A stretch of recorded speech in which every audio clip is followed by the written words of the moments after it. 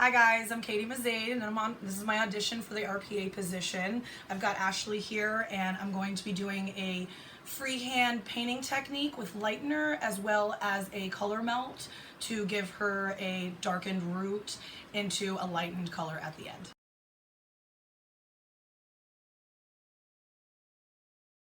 For her dark shadow root color, we're going to be using Shades EQ. We're going to use some of the 5NA, the 3N, and 3V to give her a nice balanced, darker look with a cooler color. We're going to be using the Shades EQ processing solution. And for her toner on her ends, we're going to be doing a combination of the new 8VB with a little bit of the 8GI and the 9NB. We are going to be using Flash Lift for the lightener with 30 volume.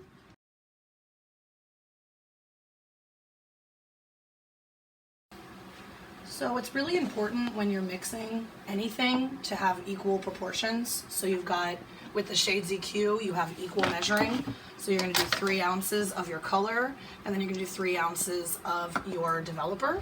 It's also imperative that you mix and apply quickly, because Shades EQ does have about a 15-minute processing time. If you wait longer than that, you're not going to get a guaranteed result. Mixed the flashlight. I did 2 scoops. So for your off-scalp application, you're going to do the even proportion, which would be a 1/2 ounce. So we're going to have 2 ounces total of your lightener and your developer. So when starting this, your first thing you're going to do is apply your dark color at zone 1, like a traditional color application. So you're going to take your guest and you're going to section them into 4 quadrants and line it up. It is very important to remember to ask your guest where they part their hair. Now she parts her hair over here, so once we begin the lightening process of this, we're going to be very careful to make sure that we apply with the designated part in mind. So now that we've got all of her zone 1 covered, it is important to get yourself pre-sectioned out.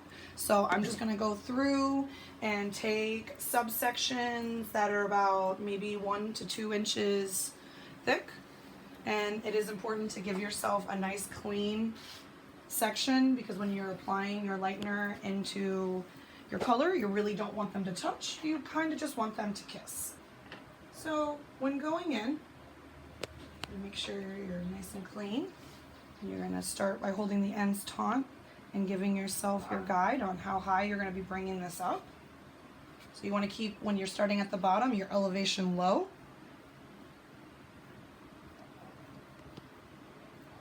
Make sure you connect the ends at the bottom.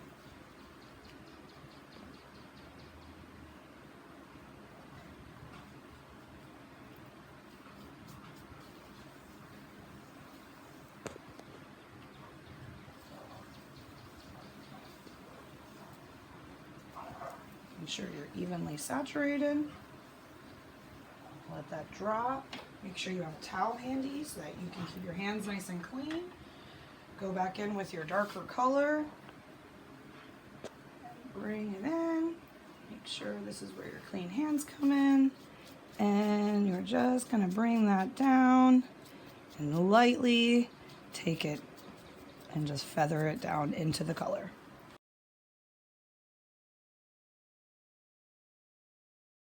So when you're done, this is what your section is going to look like. You want to keep it nice and clean, keep it lower elevated, and then work on to your next section.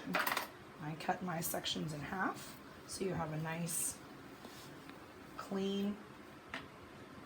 You want to take the color down, hold the hair nice and taut. Go to your next section, so you have evenness in your color application.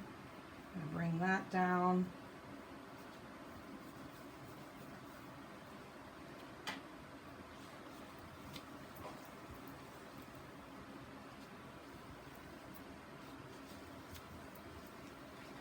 Go ahead and wipe your hands and apply your lightener.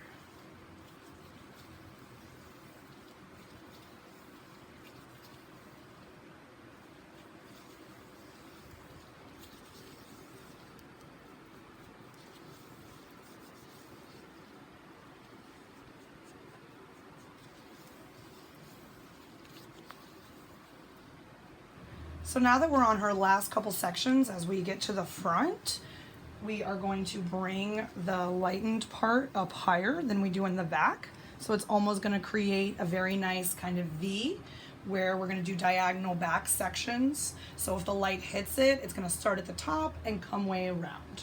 So you've got a lower amount here, and as you come up, the pieces are going to get higher to create that nice movement and dimension.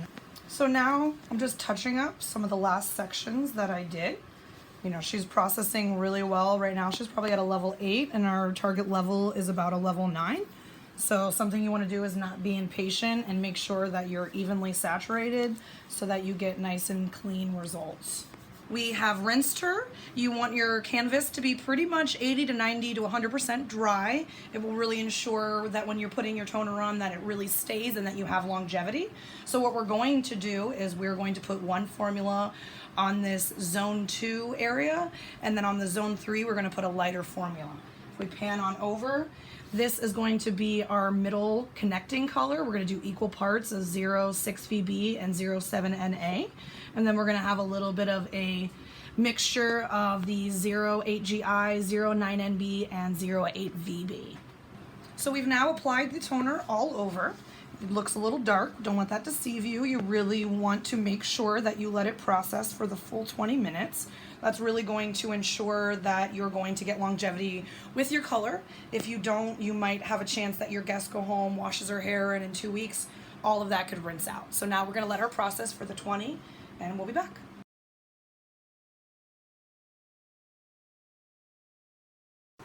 So here's our finished look.